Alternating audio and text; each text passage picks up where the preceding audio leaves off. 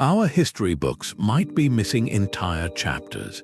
Hidden within the soil are clues to a global past we never learned, a world connected long before we dared to believe. By the end of this journey, you will see the ancient map of human trade completely redrawn. We will examine 30 unearthed Bronze Age artifacts that directly contradict established timelines, objects that whisper of ships crossing vast seas and caravans traversing unknown mountains millennia earlier than thought possible. How did Baltic amber end up in a Greek king's tomb? And why was Afghan lapis lazuli prized by Egyptian pharaohs? These silent witnesses force us to question a fundamental story about our past. What does it mean to discover that our ancestors were far more interconnected than we ever imagined? For centuries, a quiet consensus has shaped our understanding of this pivotal era. The textbook narrative describes a world of brilliant but separate civilizations, islands of innovation surrounded by a sea of unknown territory. In this view, Mesopotamia, with its ziggurats and cuneiform, was a world unto itself. The Egyptian kingdom, defined by the Nile, looked inward. The sophisticated cities of the Indus Valley thrived in their own river basin. According to this established timeline, trade between these great powers was a cautious, incremental affair. It moved at the pace of a donkey caravan along dusty overland trails, or perhaps a slow coastal voyage hugging the shoreline, always within sight of land.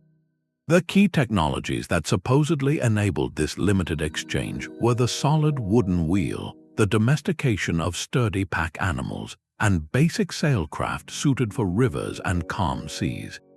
This framework paints a picture of a human family just beginning to reach out and tentatively touch fingertips across vast, empty continents.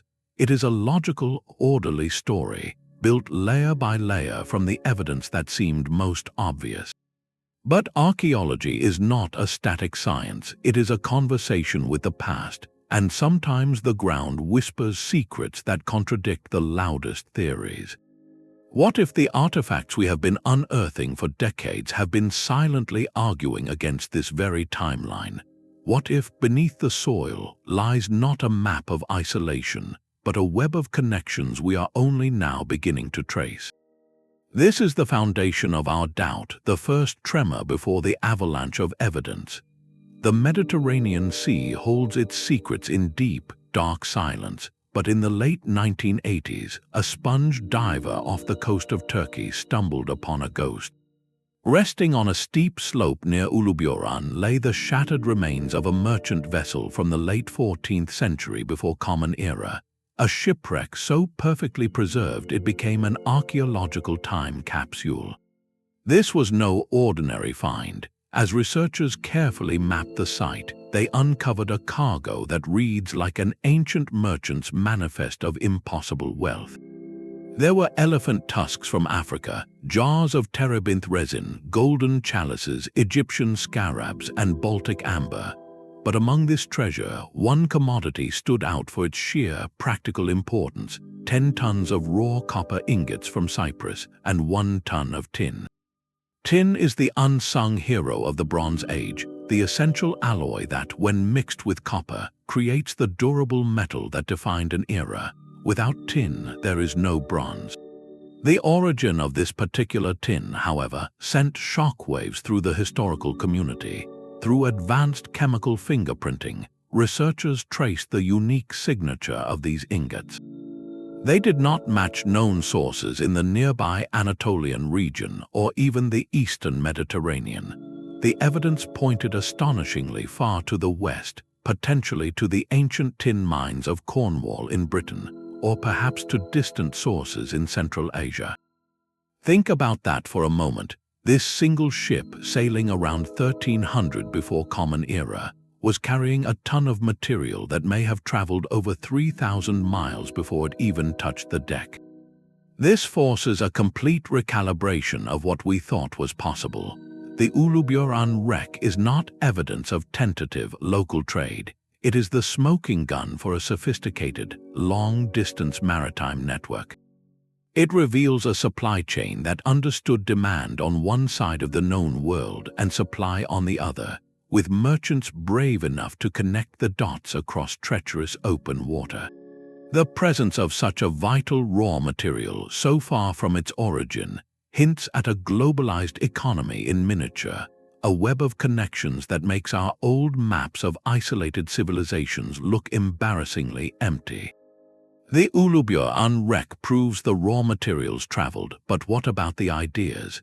In the meticulously planned streets of Mohenjo-daro, one of the great cities of the ancient Indus Valley, archaeologists made a quiet discovery that speaks volumes. Among the ruins, they found small, beautifully carved stone cylinders, no larger than a modern tube of lip balm. These were cylinder seals, a technology invented in Mesopotamia hundreds of miles to the west. When rolled across wet clay, they would leave behind a continuous, intricate impression, a signature used to mark ownership, authenticate documents, and seal storage jars.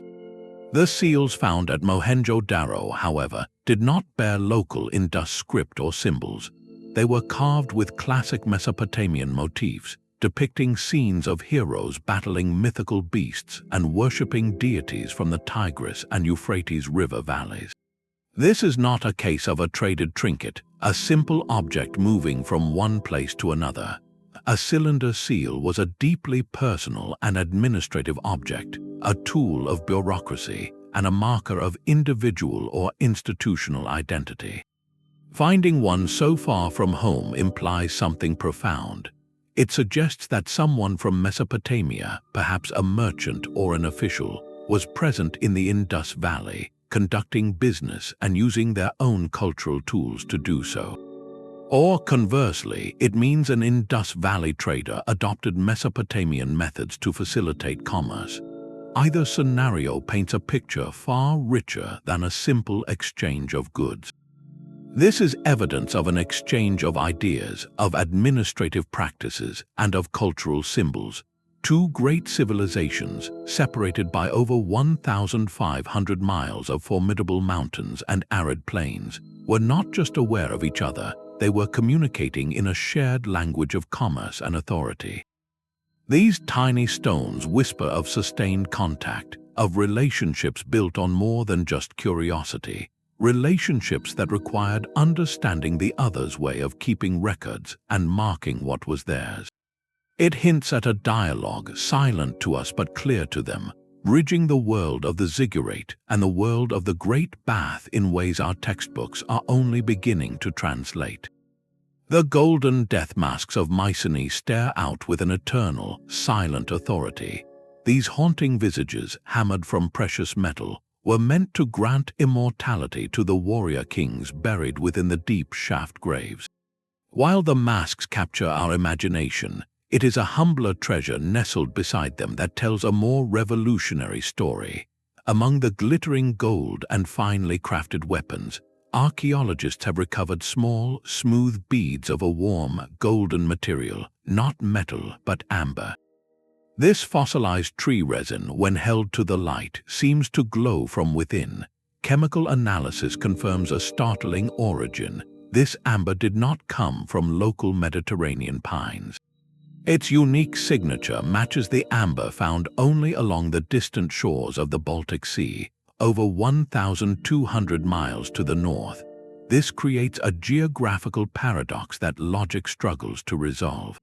How did a material from the cold, coniferous forests of northern Europe end up in the sun-baked tombs of Greek royalty centuries before the classical era? The journey seems unimaginable, crossing countless rivers, mountain ranges, and territories of unknown peoples.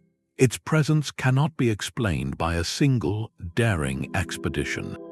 Instead, it hints at something far more systematic, a chain of human connection.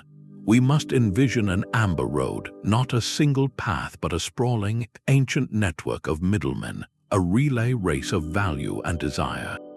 A hunter or gatherer on the Baltic coast trades the curious, beautiful resin to a traveling merchant from an inland tribe.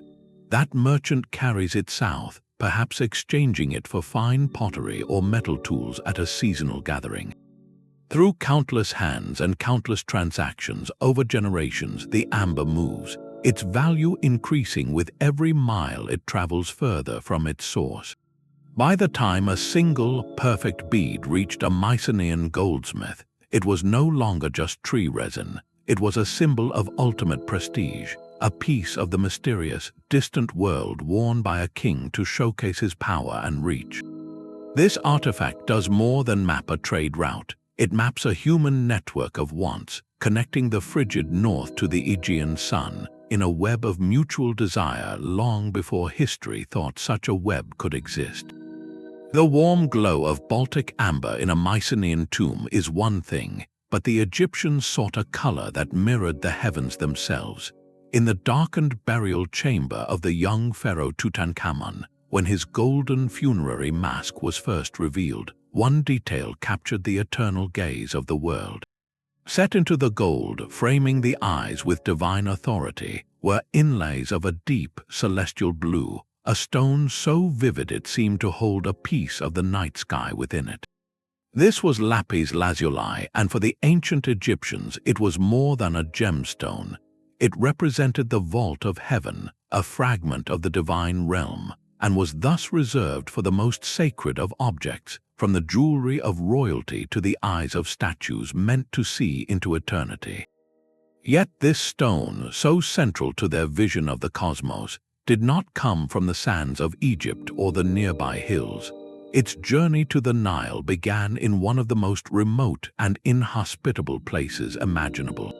The only source for lapis lazuli of this supreme quality was a single cluster of mines in the Kokcha River valley of Badakhshan, in what is now northeastern Afghanistan. To comprehend the scale of this connection, you must trace a line on a map. From those rugged mountains, the stone would have to travel over 1,500 miles across the jagged peaks of the Hindu Kush, through the arid plains of Iran, skirting the vast deserts of Mesopotamia, and finally down the length of the Levant to reach the workshops of Egyptian craftsmen. This was not a journey of months, but of years, a relay passing through countless cultures and languages. The presence of this Afghan stone in an Egyptian tomb from the 14th century before Common Era shatters the illusion of a closed, Nile-centric world. It tells us that pharaonic power was colored, quite literally, by a mineral from a land so distant its people might never have seen the Nile. It speaks of a trade in desires so powerful it could move mountains of stone, creating a transcontinental chain of value that connected the roof of the world to the banks of the sacred river, proving that even in death, a pharaoh's authority was built upon a network that spanned the known earth. From the lapis lazuli mines of Afghanistan to the tombs of Egypt, we trace a line of stone, but could a thread connect worlds even further apart? Among the linen wrappings and preserved remains of an Egyptian individual from around 1000 before Common Era, researchers made a discovery so fine it was nearly missed.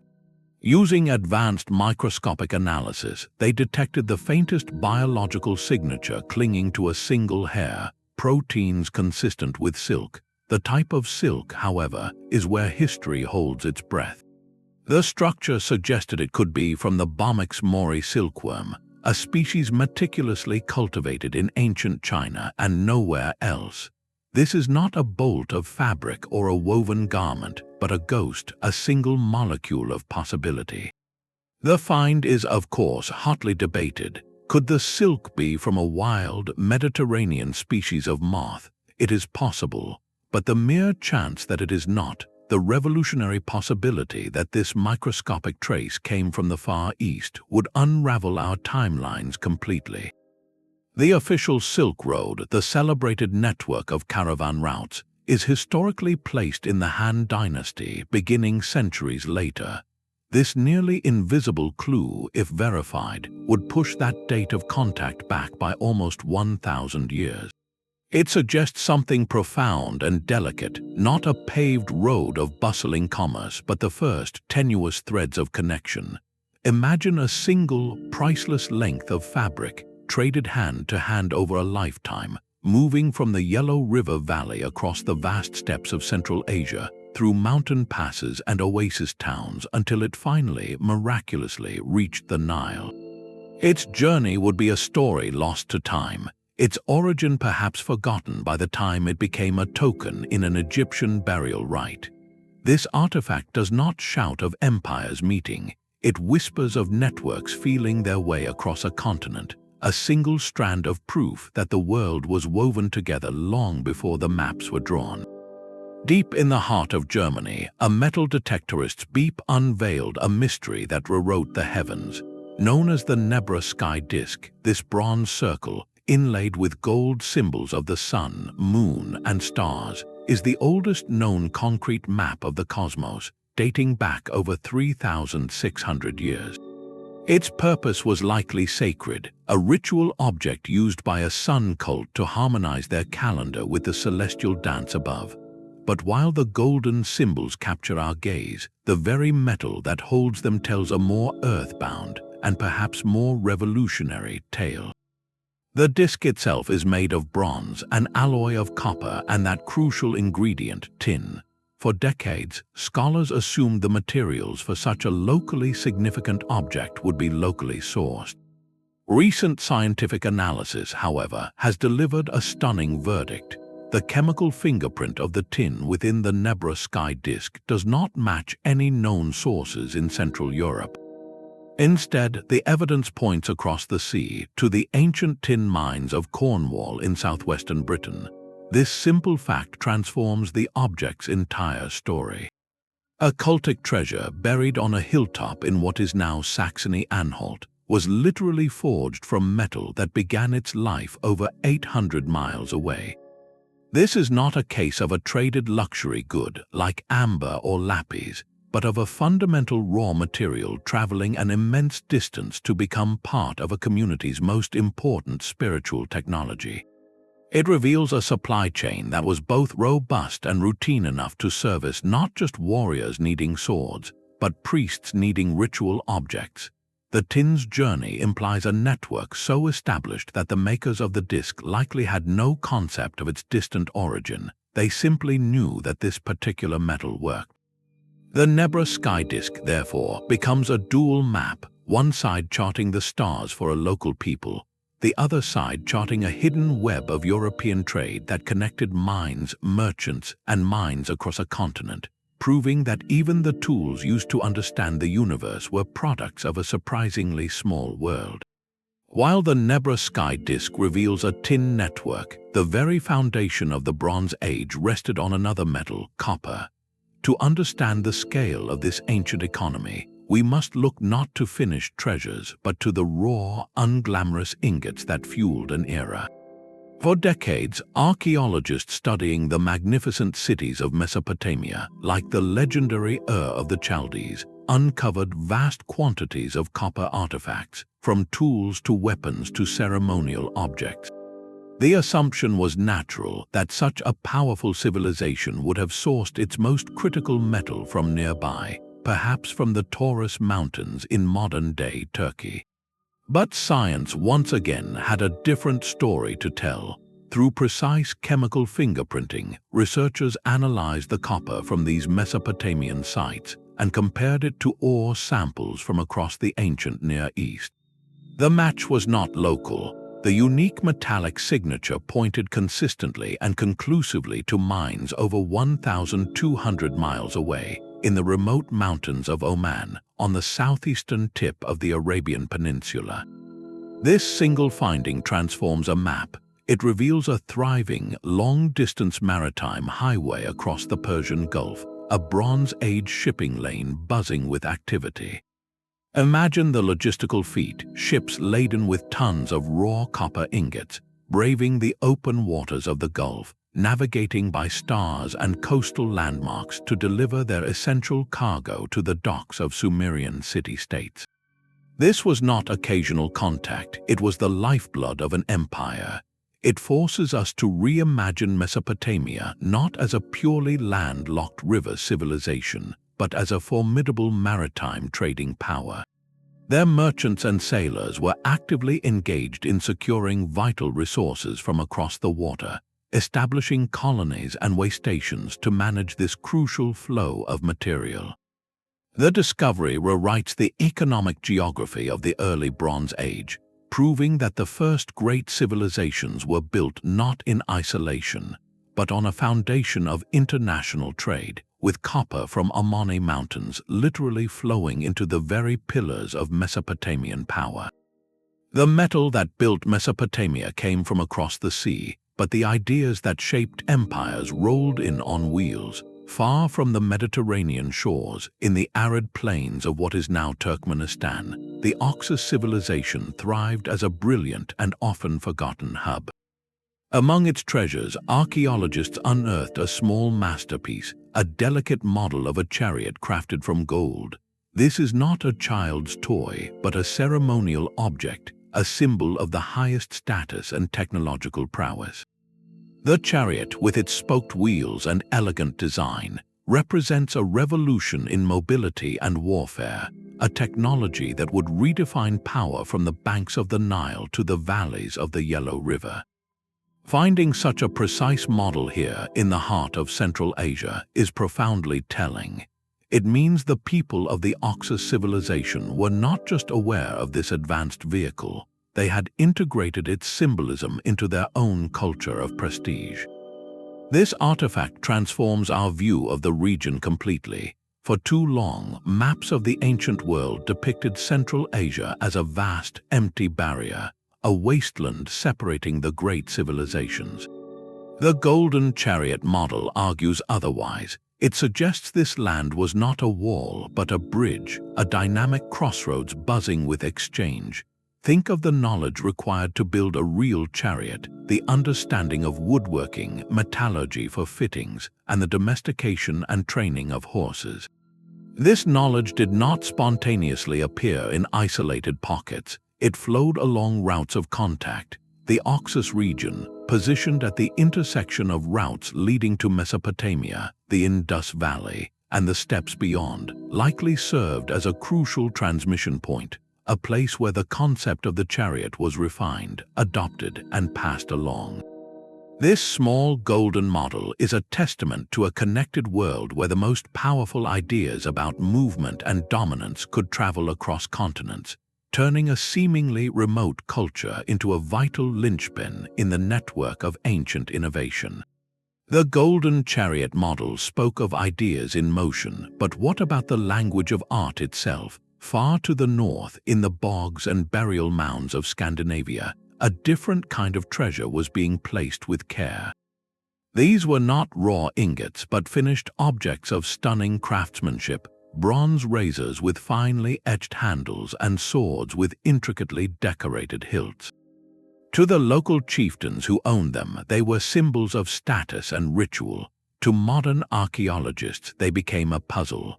The artistic language carved into this Nordic bronze was utterly foreign to the northern forests. Swirling, graceful spirals, elegant depictions of ships with soaring prows, and even scenes of acrobats leaping over bulls, these were not native Scandinavian designs. They were the signature styles of a world over 1,000 miles to the south, the vibrant art of the Minoan palaces on Crete and the Mycenaean citadels of Greece. This is more than a coincidence of pattern. Artistic conventions this specific, this complex, do not simply appear independently across such a vast cultural divide. The spiral motif, for instance, was not just a decorative loop in the Mediterranean. It held specific symbolic meaning related to the sea, regeneration, and divine power. Finding it meticulously reproduced on a razor in Denmark means someone understood that meaning, or at least recognized its prestige. This forces a beautiful and intimate conclusion. The trade networks we have been mapping did not just move anonymous cargo, they carried culture. Perhaps a Mycenaean drinking cup decorated with a spiral frieze traveled north through the Amber Road relay. A Scandinavian metalsmith, upon receiving this exotic object, would have studied its form not just for the metal but for the story it told. he would have replicated the patterns, adapting them to local tastes and purposes, effectively learning a visual dialect from a distant civilization. Alternatively, perhaps a traveling artisan from the south journeyed with the metal, bringing his stylistic training to northern workshops. In either scenario, these Scandinavian bronzes are not copies, they are conversations.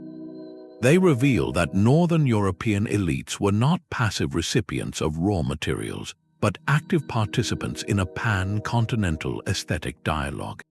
They wanted their symbols of power to resonate with the same visual authority as those of the Mediterranean kings, proving that trade in the Bronze Age moved beauty and identity right alongside bronze and amber. The art of Scandinavia whispered of distant shores, but one island in the Aegean Sea captured a moment in time with breathtaking clarity. The volcanic eruption that buried the Minoan town of Akrotiri on Thera, modern Santorini, was a tragedy that became archaeology's gift. Under layers of ash, entire buildings were preserved, their walls adorned with vibrant frescoes that feel alive even today. One of the most remarkable scenes does not depict local gods or daily life, but a grand and bustling harbor. A fleet of sleek ships with high prows fills the water, their sails billowing, ready for departure or newly arrived, but the true story is told on the shore. Walking among the Minoan figures are individuals painted with distinctly different features. Their skin is a deep, rich brown, their hair styled in a manner not native to the Aegean, and their profiles are unmistakable. Art historians and anthropologists note these physical characteristics strongly suggest an African origin.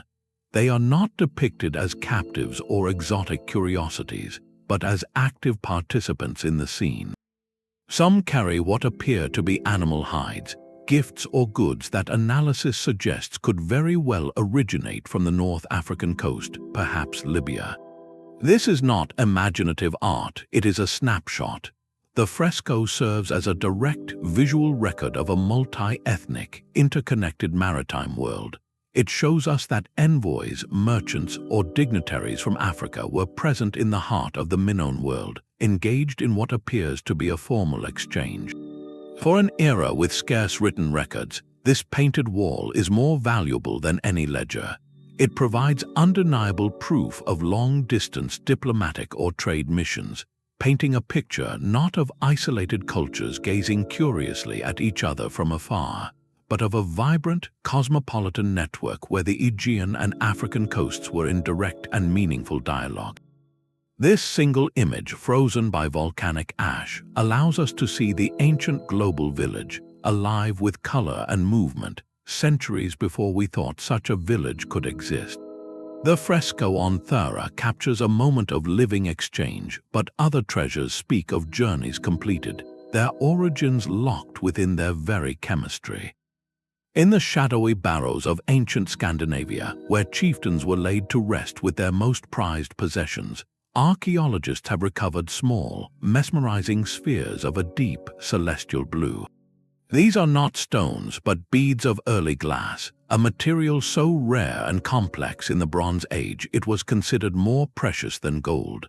The technology to create such a vibrant cobalt blue was a fiercely guarded secret, pioneered thousands of miles away in the sophisticated workshops of Mesopotamia and Egypt.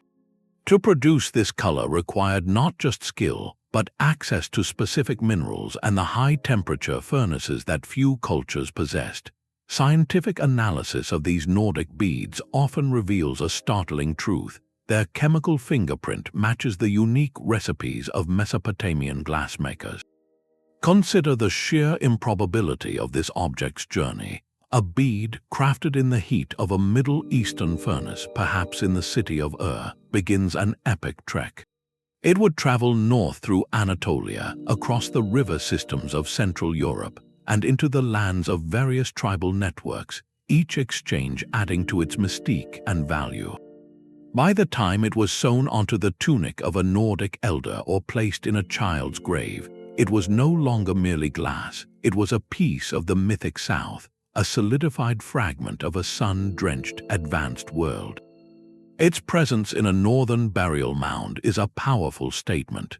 It tells us that the elites of Scandinavia were connected to a continental prestige economy. They desired and could acquire the ultimate luxury items from the very cradle of civilization itself. This tiny sphere of blue glass is therefore a compass needle, pointing unerringly along an invisible road of aspiration that connected the Tigris and Euphrates to the Baltic Sea, proving that the symbols of highest status could travel intact across the entire breadth of the ancient world. The deep blue waters off the Turkish coast guard another sunken archive, a century older than the Uluburun vessel. The Cape Gelidonia shipwreck, discovered in the late 1950s, presents a less glamorous but no less revolutionary cargo. Its hold was not filled with golden chalices or ivory, but with a staggering load of raw copper ingots. Chemical analysis leaves little room for doubt. The overwhelming majority of this metal was ripped from the earth in a single, specific place, the island of Cyprus. This wreck cements a historical truth. Cyprus was not just an island in the Mediterranean. It was the copper island, the Saudi Arabia of the Bronze Age, whose wealth was literally dug from its hills. The sheer volume of metal on this single, modest ship speaks to a scale of extraction and export that borders on industrial. But the story is told not just in the metal's origin, but in its form. These Cypriot ingots were not random lumps. They were cast into a distinctive, flat rectangular shape with 4 protruding corners, an object modern archaeologists call an oxhide ingot for its resemblance to a stretched animal skin. This was no accident of casting, it was deliberate design. This unique shape became a trademark, a recognizable brand of purity and weight that could be trusted from Egypt to Greece. A merchant in a foreign port did not need to assay the metal or question its source. He saw the oxhide shape and knew exactly what he was buying. This standardization is a hallmark of a mature, sophisticated economic system. It tells us that by the 13th century before Common Era, the production and trade of this most critical material had moved beyond haphazard barter. It was integrated into a predictable, wide-reaching maritime system with established routes, understood values, and guaranteed forms. The Cape Gelidonia wreck, therefore, is the ledger book of this system. It shows us the mundane, muscular reality of ancient globalization, not in precious luxuries, but in the heavy, standardized blocks of metal that built civilizations, proving that the foundation of the Bronze Age world was poured in a very specific shape, in a very specific place, and shipped by the ton to every corner of the known sea. The oxide ingot was a Bronze Age brand, but the very first connections were forged from a sharper, darker material. Long before pharaohs ruled the Nile, in the quiet villages of Predynastic Egypt, a craftsman might hold a blade of pure black glass. This was obsidian, a volcanic stone that fractures into edges sharper than any metal, a perfect material for knives, scrapers, and ritual objects. In the 4th millennium before Common Era, Egypt had no volcanoes. So where did this essential glass come from? The answer lies in its unique chemical fingerprint. Scientific analysis of this early Egyptian obsidian reveals a startling origin. It matches the specific flows of volcanoes in distant Anatolia, in what is now Turkey. This simple fact carries immense weight. We are looking at a trade network operating over 1,000 miles across the eastern Mediterranean, not in the age of great palaces, but in the very dawn of complex society. This was not a trade in luxuries for the elite, but in a fundamental, utilitarian commodity. Obsidian was the stainless steel of its day, a necessary resource for cutting, shaping, and surviving. Its movement suggests a web of contact that was routine, reliable, and established enough to supply entire communities with the tools of daily life and technological progress.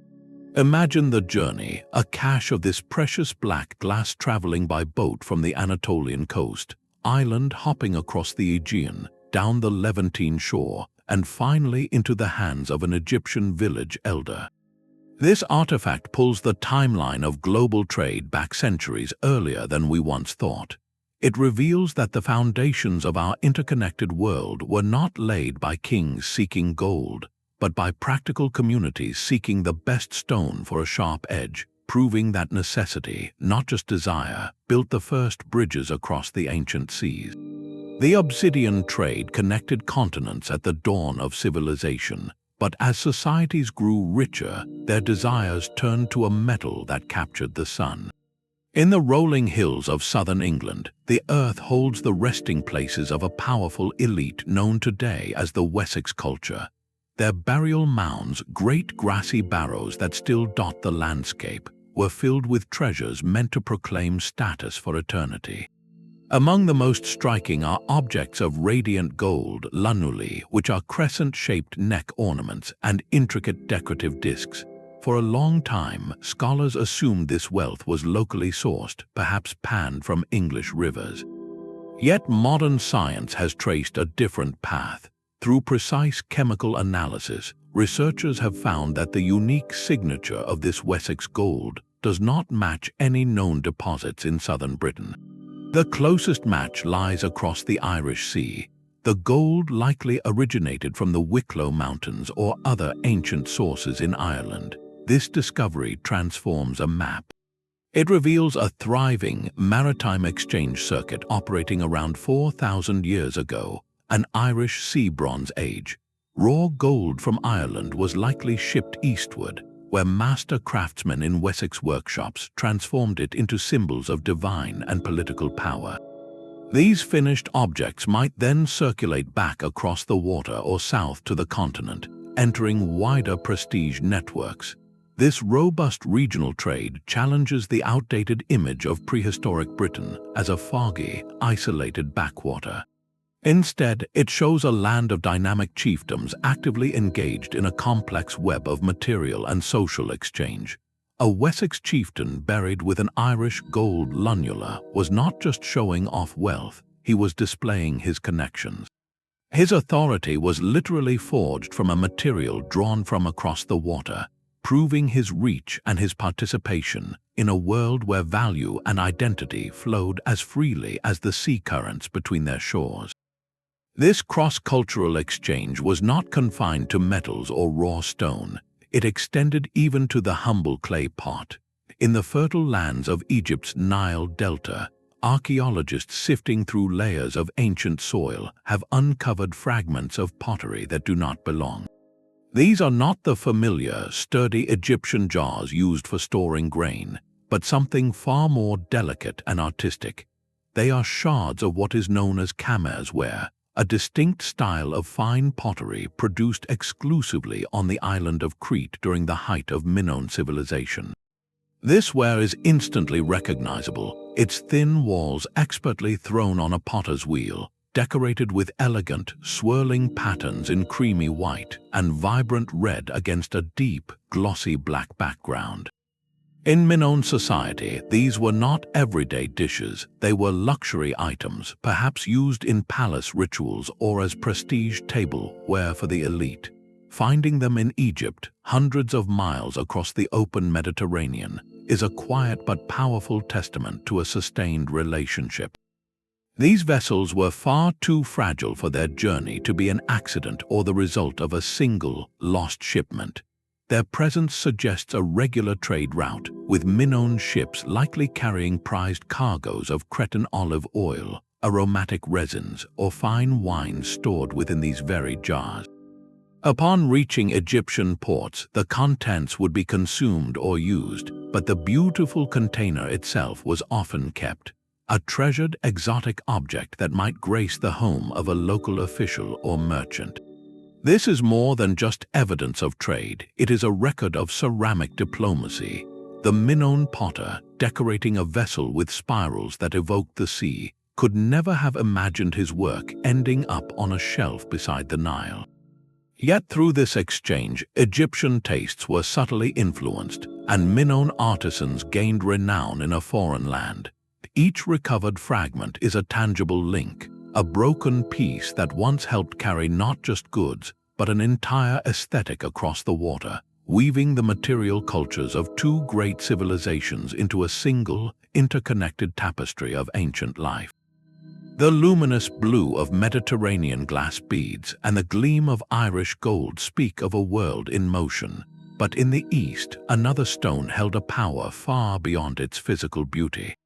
For the rulers of China's Shang dynasty, jade was not merely a precious material, it was the essence of heaven and earth, a substance believed to contain the very breath of creation. Their artisans carved it into intricate ritual blades, ceremonial discs known as bai, and ornate pendants, each object a bridge between the mortal king and the celestial realm. The spiritual gravity of these objects is palpable, but their geological origin tells a story of earthly journeys just as profound. While China possesses its own historic jade sources, particularly in the far western region of Xinjiang, scientific analysis of some Shang artifacts has revealed a puzzling signature. The subtle chemical fingerprint within the stone does not always match local Chinese deposits. Instead, it points to nephrite jade from even more remote quarries, deep in the mountainous heart of Central Asia, perhaps in areas of modern Kyrgyzstan or Tajikistan. This is a revelation of immense scale. To visualize this, trace a line from the Shang capital at Anyang on the Yellow River Plains, westward across the endless, arid expanse of the Taklamakan Desert, over the towering, snow-capped Pamir Mountains, and into the high valleys beyond.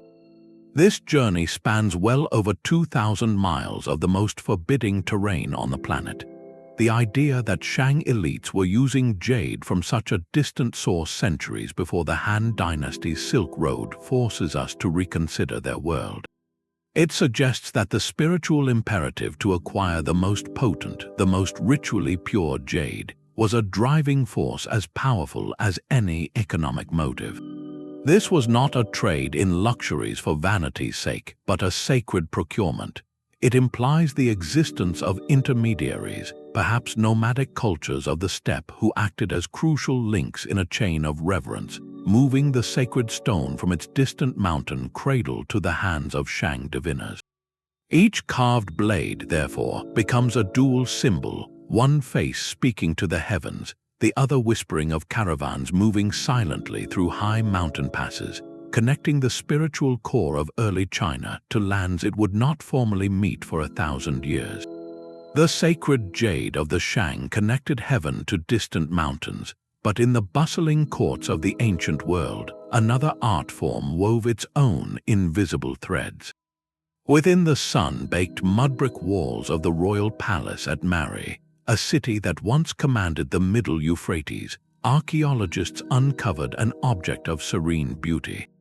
It was a magnificent lyre, its wooden frame long since decayed, but its legacy preserved in the gleaming gold and lapis lazuli that once adorned it, and in the precise impressions left in the earth.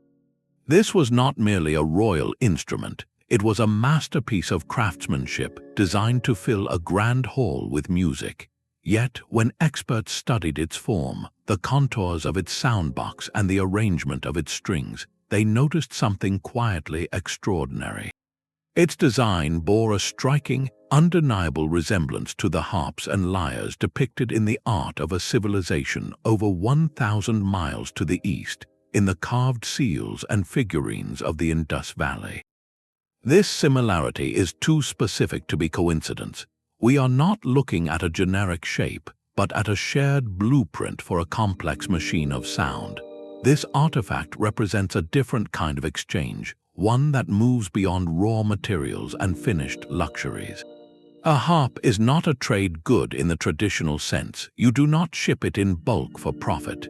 It is a vessel for culture, for the intangible. Music, with its mathematical harmonies and emotional power, was a universal language of courts, used in religious ceremony, royal entertainment, and diplomatic reception. The presence of an Indus-influenced lyre in a Mesopotamian palace suggests a profound depth of connection. Perhaps a master craftsman from the Indus region traveled west, bringing his knowledge of acoustics and design to the workshops of Mari. Or maybe a musician from Mari, having heard the distinct melodies of an Indus delegation, returned home and described the unique instrument that produced them, prompting local artisans to replicate its form. In either scenario, this object captures the movement of ideas that flowed alongside trade routes. It hints at musicians performing for foreign dignitaries, their songs carrying the cadence of a distant river valley into the heart of Mesopotamia. The exchange of such artistic blueprints implies a relationship that was sustained and respectful, where courts were not just trading commodities but curating experiences. They were harmonizing their worlds quite literally, sharing the very frameworks of celebration and ritual. This lyre, silent for millennia, still echoes with the possibility of a duet played across a continent, a testament to the fact that when ancient people connected, they shared not only what they mined from the earth, but also what they crafted from the human spirit. The silent music of a Mesopotamian lyre fades, but across the sea, another form of adornment speaks just as clearly. Far to the southeast, along the central coast of modern Vietnam, the Sa Hain culture flourished from around 1000 before Common Era. They left behind a legacy not in grand temples, but in exquisite personal ornaments placed with care in burial jars. Among their most iconic creations are delicate earrings, but not simple hoops or studs. These are intricate, open-work pendants often carved from jade or molded from glass, depicting a stunning and mysterious motif, a two-headed animal. The creature, perhaps a serpent or a mythical beast, faces outward in two directions from a single, shared body, a symbol of duality and balance. The craftsmanship is masterful, but the true mystery of these objects lies not on Vietnam's shores. Identical or nearly identical two-headed animal ear ornaments have been discovered hundreds of miles away across the open water, in archaeological sites in Taiwan and throughout the Philippine archipelago. This is not a case of independent invention. The stylistic details are too precise, too culturally specific. These matching artifacts map a hidden highway across the waves. Researchers now speak of a maritime jade road, a vast prehistoric network of island-hopping traders navigating the South China Sea and the Philippine Sea. This network operated in parallel to the continental silk and amber roads, a world unto itself. The Sa Hain traders, in their nimble outrigger canoes, were not merely moving goods, they were circulating a shared language of status and belief. A jade pendant carved in Vietnam could, over a generation of hand-to-hand trade and gift-giving, end up gracing the ear of a community leader on a distant Philippine island. This reveals a sphere of ancient globalization that our histories, focused on Egypt, Mesopotamia, and China, have largely overlooked. It was a sophisticated, oceanic community bound by shared tastes and technologies, exchanging not just luxury items but the very ideas of beauty and power that defined their social worlds, proving that the currents of connection flowed just as strongly through island chains as they did across the great continental landmasses. While the Sa Hain earrings speak a silent language of shared design, other artifacts give us the rare gift of ancient voices. In the archives of the Hittite Empire, deep within the citadel of Hattusa in Anatolia, scribes pressed stylus into damp clay, recording the affairs of state. Among these thousands of tablets, a name appears again and again, in contexts of both strife and alliance: Ahiowa. To modern ears, it is a strange word, but to linguists and historians, it is a thunderclack. The consensus is overwhelming. Ahiowa is the Hittite name for the world of the Mycenaean Greeks, the builders of the Lion Gate and the Golden Death Masks. This is not archaeology suggesting a connection. This is a Bronze Age superpower naming its peer across the water. The tablets are not vague myths, they are hard diplomatic correspondence. They speak of a Hittite king writing to the king of Ahiowa about a renegade subject, a man named Piyama Redu, who was causing trouble along the Anatolian coast. They discuss territorial disputes, the status of distant islands, and the exchange of elaborate gifts. One remarkable text even references a previous treaty between the powers now lost. This transforms our understanding completely. We are no longer looking at anonymous pottery or metal moving through a faceless network. We are witnessing a formal, recognized international relationship. The Hittite great king did not view Ahhiyawa as a mysterious, far-off land of legend. He saw it as a neighboring kingdom, a political entity to be negotiated with, rivaled, and respected. This textual evidence gives a name and a voice to the material connections we have traced. Those Mycenaean swords found in Anatolia were not just lost trade goods, they were likely carried by soldiers or gifts from a named kingdom. The diplomatic gifts mentioned, perhaps gold or fine textiles, flowed along established channels of statecraft. The treaty itself implies a mutual need for stability, likely to protect the very maritime trade routes that carried copper, tin, and luxury goods between their realms.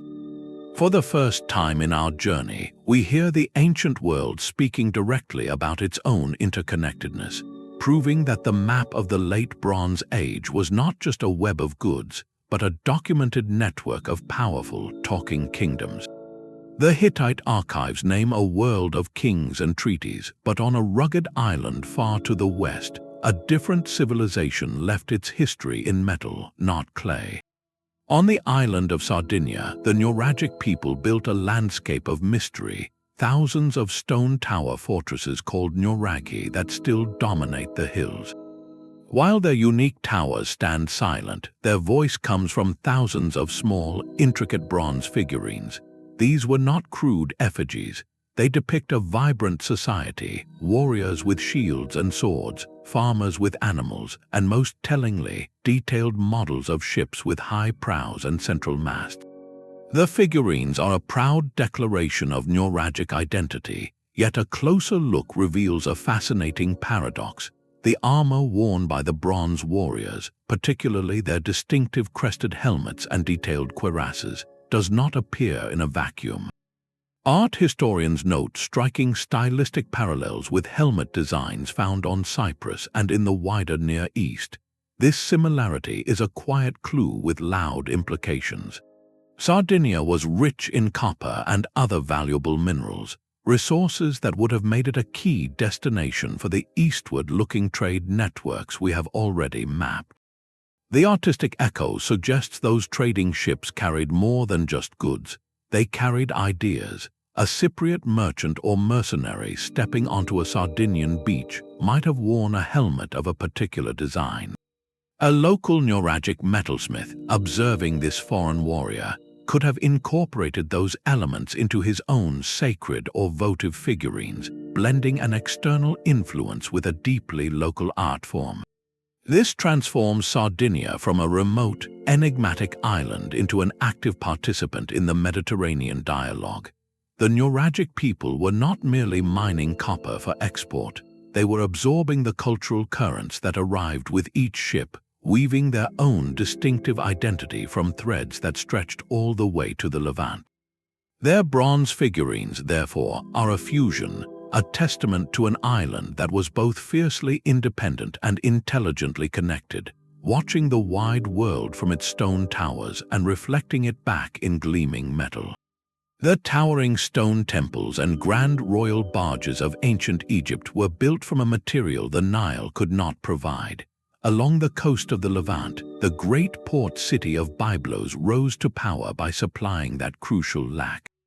From its harbors sailed the legendary Byblos ships, vessels whose very name became synonymous with a single, monumental cargo, the majestic cedars of Lebanon. While the wood itself has long since returned to dust, the walls of Egyptian tombs and temples preserve its story in vivid detail. Carved reliefs show these distinctive ships with their high, curved prows arriving at Egyptian docks. Their decks are piled high with massive, fragrant logs, each one a trunk that took centuries to grow. Accompanying inscriptions speak of royal expeditions sent by pharaohs to secure this precious resource. This was not a trade in trinkets or luxuries measured by the ounce, but in bulk commodities measured by the shipload. Egyptian civilization, flourishing in a river valley largely devoid of tall timber, was literally built on imported wood. The cedars, resistant to rot and insects, were the perfect material for crafting the soaring masts of seagoing ships, the colossal doors of temples, and the sacred sarcophagi meant to house individuals for eternity. The scale of this demand reveals a trade relationship of staggering organization and political importance. Pharaohs did not merely send merchants, they dispatched official state expeditions, led by high-ranking officials, to negotiate directly with the rulers of Byblos.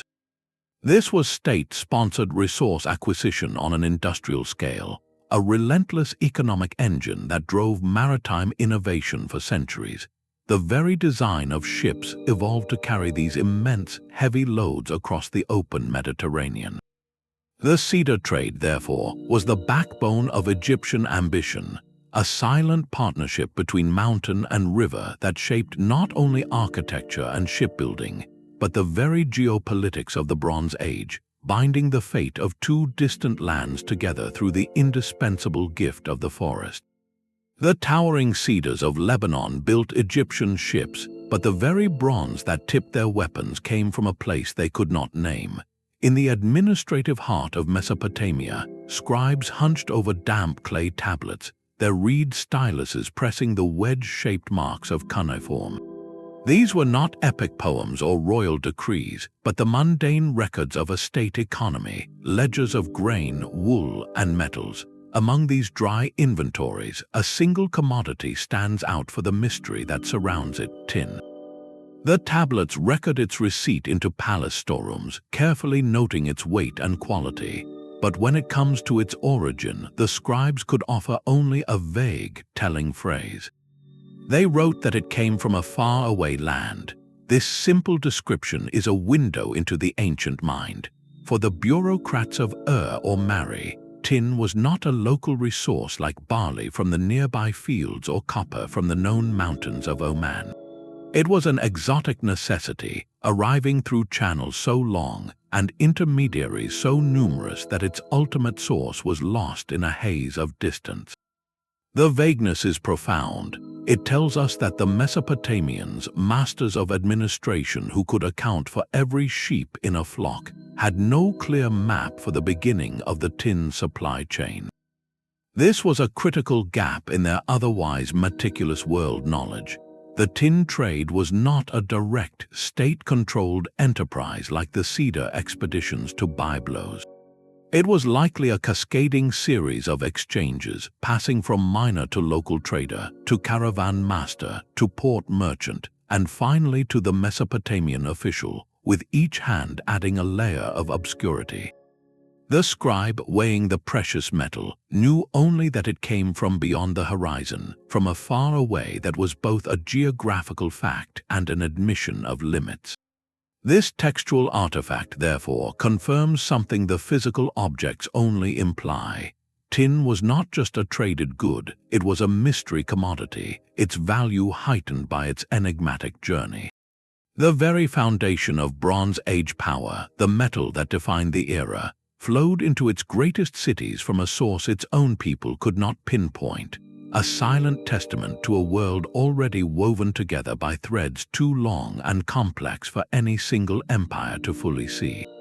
The color of royalty was born from a creature of the deep. For the ancient world, no hue carried more power, prestige, or sheer economic value than Tyrian purple.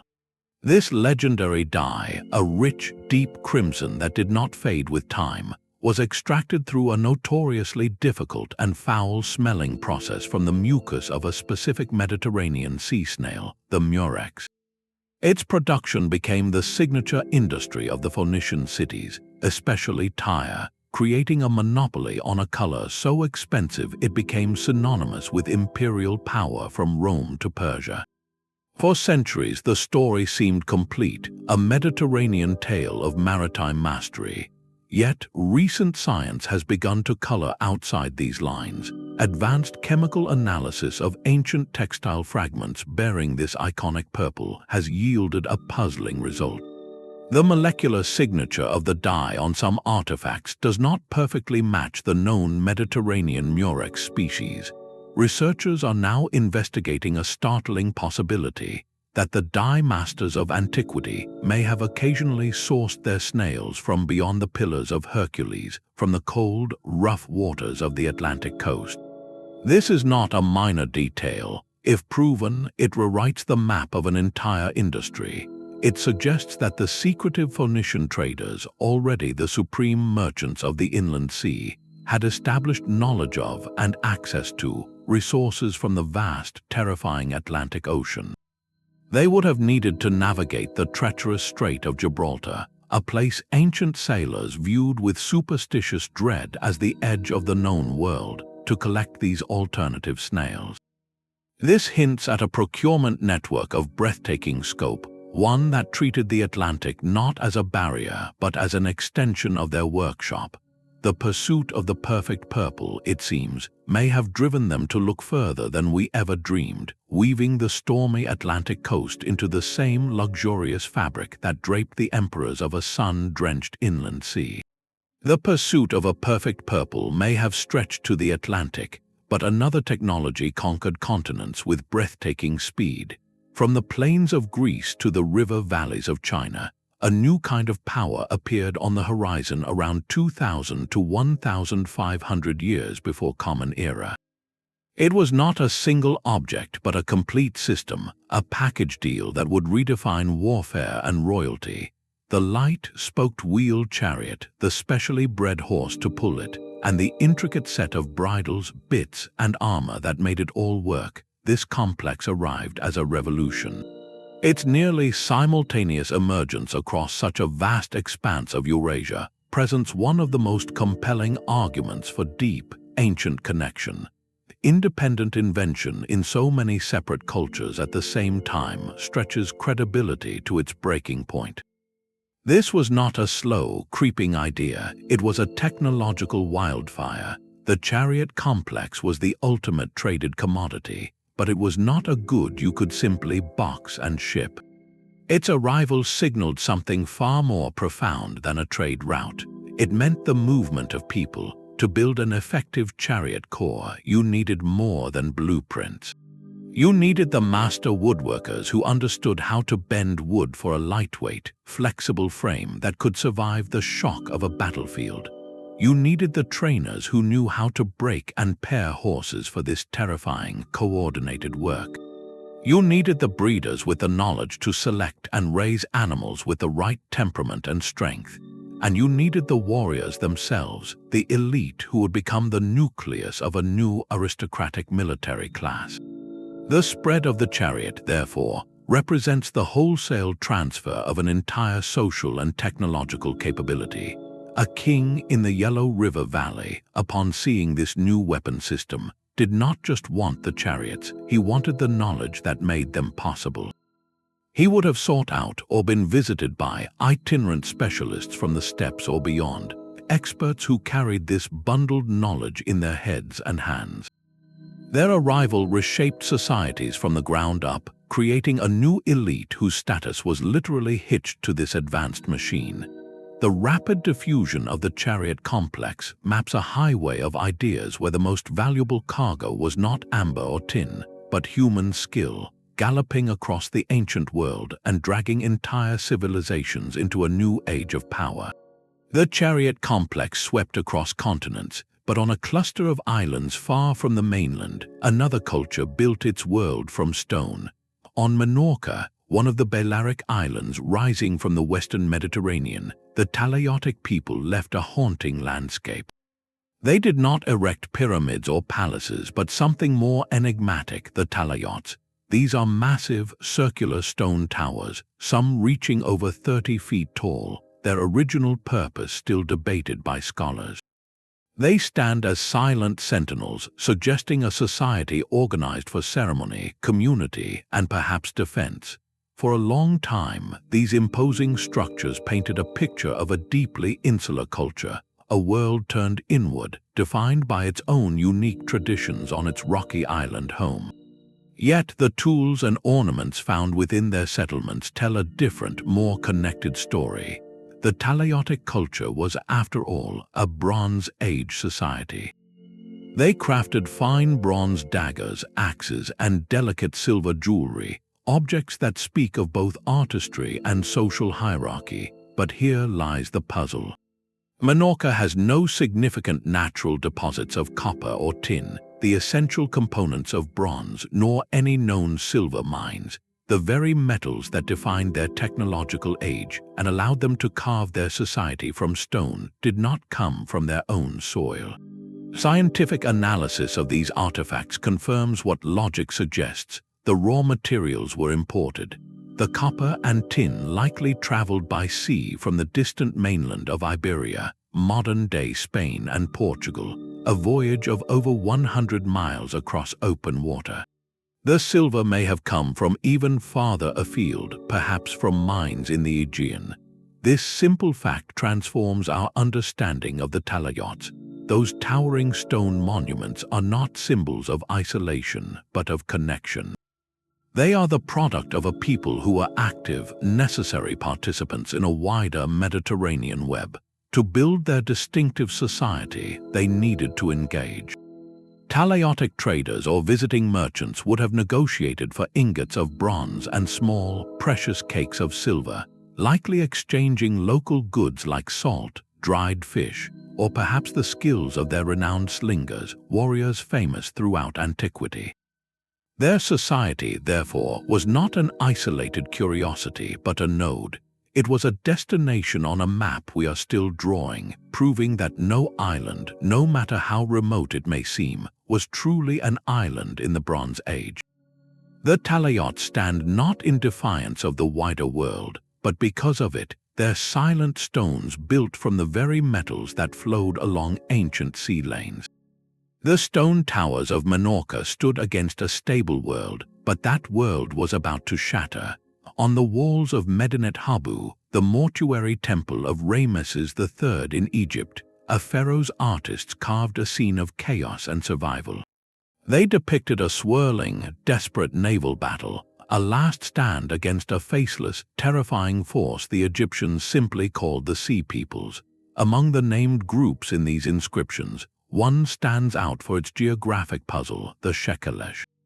For over a century, scholars have tentatively linked this name to the island of Sicily, a connection that feels both logical and impossibly distant.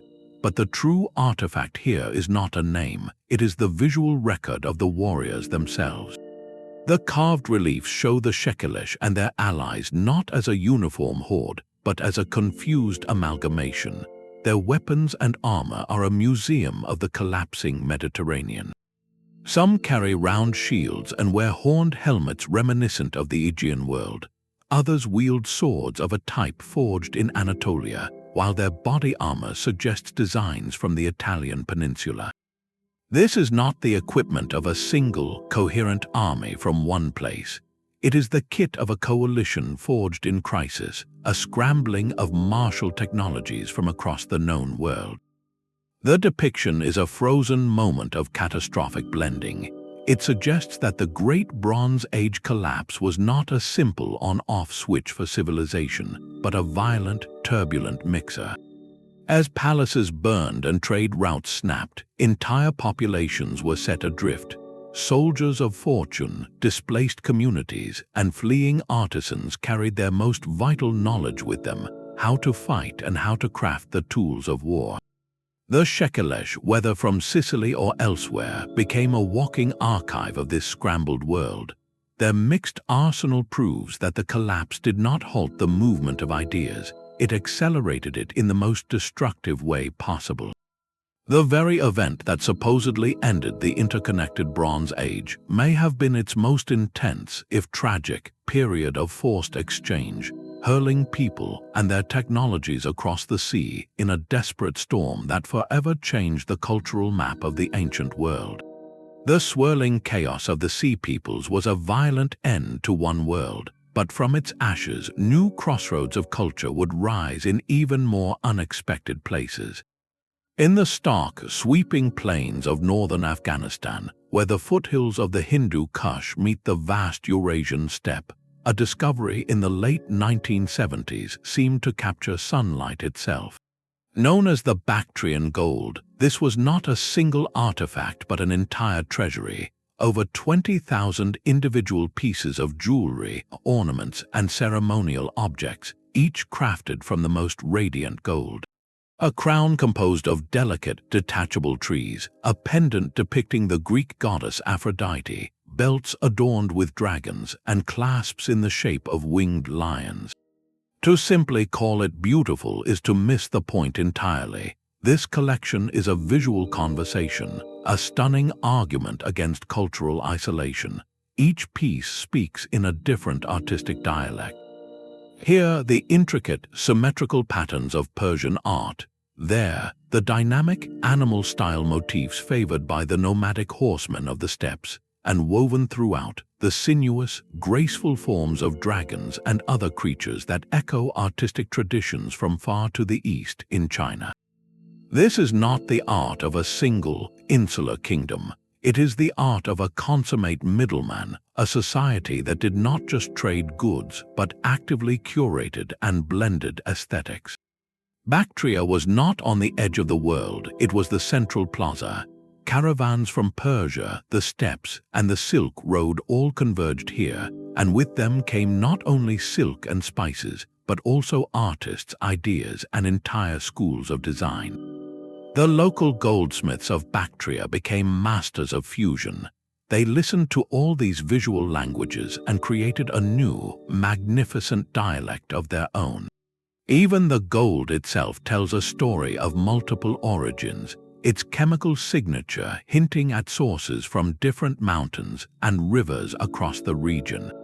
To hold a Bactrian gold piece was to hold a map of Eurasia in your hand, a glittering proof that true innovation often happens not in the isolated heart of an empire, but in the vibrant, connected spaces in between, where distance collapses and something entirely new is forged. Gold was the medium of kings, but belief was the currency of the mind. In the soft, peaty soil of a Danish bog, a farmer's plough struck not on a tool of war, but on a vision. Known as the Trundholm Sun Chariot, it is a small, breathtaking sculpture from the Nordic Bronze Age. A graceful horse cast in bronze pulls a magnificent disc, half of it sheathed in a thin, shimmering layer of gold. The entire assembly is mounted on 6 spoked wheels, allowing it to be rolled, a miniature procession of light. This is not a child's toy or a simple decoration. It is a ritual object, a physical prayer cast in metal.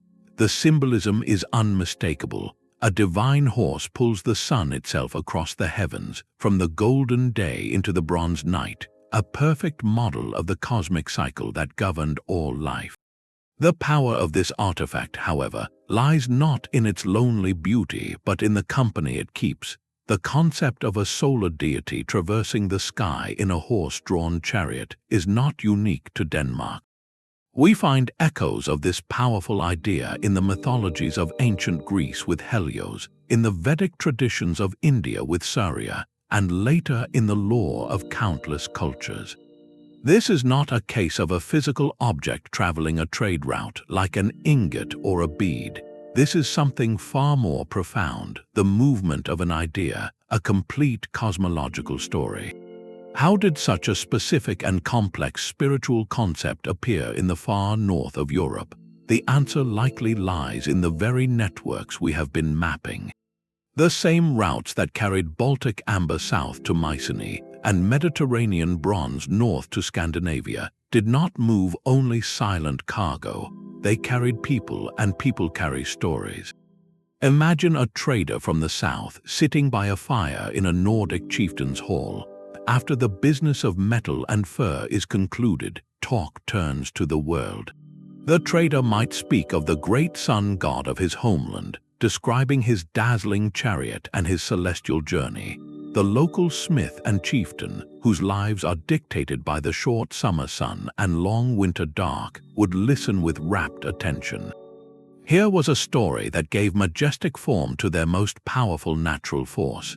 The idea, once heard, took root. It was then translated into a local artistic language, using local materials and styles, resulting in the unique masterpiece from Trundholm. This artifact proves that the ancient trade networks were more than economic highways. They were neurological pathways for the human imagination. They transmitted not just commodities, but the very frameworks for understanding the universe. A shared symbolic language of the sun, the horse, and the wheeled journey emerged across Europe, allowing disparate cultures to contemplate the same celestial mystery in a shared visual dialect, long before they could ever speak the same earthly words. The Sun Chariot of Trundholm reveals a shared spiritual language across continents. But what happens when we look for similar patterns on the other side of the world? In the lush, humid landscape of northeastern Louisiana, a series of massive, concentric earthen ridges rises from the flat bayou country. This is Pottery Point, a monumental site built by a complex hunter-gatherer society over 3,000 years ago, a time that overlaps with the early Bronze Age in the Old World. The scale of the earthworks is staggering, a testament to sophisticated social organization, but the true mystery lies in the smallest of finds. Archaeologists have recovered thousands of tiny, polished stone beads and small, shaped tools made from a distinctive, pure copper. The source of this metal was not local. Through chemical analysis, researchers traced it northward over 1,000 miles to the ancient copper mines of the Great Lakes region.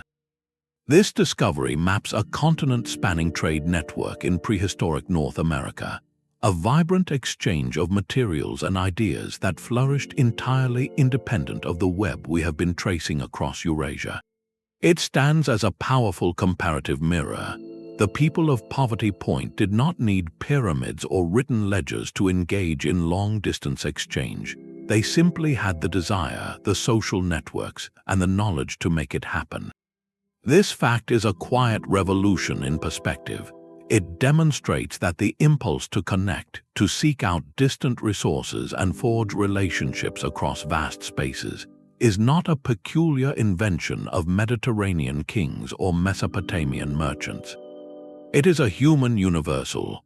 Once we accept that such networks thrived independently in North America, a single, tantalizing question grows louder in the mind. If copper from Lake Superior could reach Louisiana, and Baltic amber could reach Greece, what other, more fragile threads might have once existed? Could a storm-driven vessel from Africa have accidentally reached the coast of Brazil? Might a lone Asian fishing boat have been swept across the Pacific to the Americas? These are not claims of empire, but whispers of chance. The Pottery Point copper does not prove such transoceanic contacts happened, but it fundamentally expands our imagination of what was possible. It reminds us that our ancestors were intrepid, curious, and bound by the same restless spirit that drives connection. In a world of continents surrounded by water, the line between impossible and merely improbable was always thinner than our history books assumed. The final piece of this global puzzle lies not in a tomb or a shipwreck, but in a windswept landscape of rolling green hills and deep, shadowed gullies.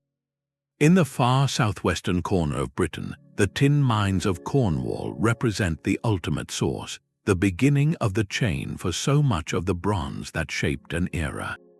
This is our 30th witness, not a single object you can hold, but the earth itself as artifact. Geological surveys and ancient slag heaps confirm these mines were being actively exploited by the middle of the second millennium before Common Era. Their remote location, perched on the very edge of the ancient known world, makes their importance all the more staggering. For the sophisticated civilizations of the Mediterranean, Cornwall was the end of the earth, a misty, distant land of so-called barbarians. Yet their economies, their militaries, their very artistic expression depended on what came from those dark tunnels. The tin ingots on the Uluburun ship, the unique signature in the Nebra Sky Disk, the vague mentions in Mesopotamian ledgers of a faraway land, all these threads lead back here to this rainy peninsula. This connection completes a circuit of breathtaking scale. It was not local need that drove this extraction, but a powerful, insatiable demand radiating from the warm, civilized south. That demand created an economic gravity so strong it pulled resources across thousands of miles of ocean and overland trails. Mediterranean desire literally reshaped the landscape of Cornwall, turning its hills into a strategic resource and its people into vital links in a chain they likely never fully saw. This final artifact, the mined earth, proves the Bronze Age world was not a collection of isolated points, but a single, pulsating system. The fate of a Greek king's sword was intertwined with the labor of a miner in a dark Cornish hole. The ritual object of a German priest was forged from British rock. This is the ultimate contradiction to our old timelines, a silent testament that value and connection could bind the entire known world into one interdependent story, long before empires claimed they had invented the map. The journey ends, but the map is forever changed. We have followed threads of copper across deserts, traced the path of a single amber bead from northern forests to Aegean tombs, and listened for the echoes of songs carried on lyres between distant river valleys. These 30 witnesses, from sunken ships to golden chariots, do more than fill museum cases. They are arguments in bronze and stone, each one a quiet contradiction to a timeline that insisted our ancestors lived in isolated pockets of light. What they reveal is not a collection of separate civilizations, but a single, humming network, a Bronze Age world already woven together by desire, necessity, and an unquenchable human curiosity. The raw tin from Cornwall that forged a German sky disk, the Afghan lapis lazuli that colored an Egyptian pharaoh's gaze, the Mesopotamian glass bead resting in a Scandinavian mound, these connections were not rare accidents. They were the lifeblood of an era, proving that globalization is not a symptom of the modern age, but a foundational human behavior. We look at our own interconnected planet today and see not a sudden invention, but the flowering of a very old seed. The story these artifacts tell is ultimately one of us. It is a story of people who looked across the horizon and wondered what was there, of merchants who calculated risk against reward across vast distances, and of communities who understood that their identity could be shaped by a beautiful object from a land they would never see. This narrative is far from complete. Every plowed field, every coastal erosion, every archaeological dig holds the potential to add another line to this ancient map, to introduce us to a trader, an idea, or a material that traveled farther than we dared to dream. Our understanding of the past is not a closed book, but a living conversation, and the ground still has much to say. If this voyage through our shared, surprising past has captivated you, consider joining the search for more clues. Subscribe for future journeys into the heart of historical mysteries, and share your thoughts below. Which of these 30 artifacts reshaped your view of the ancient world most profoundly?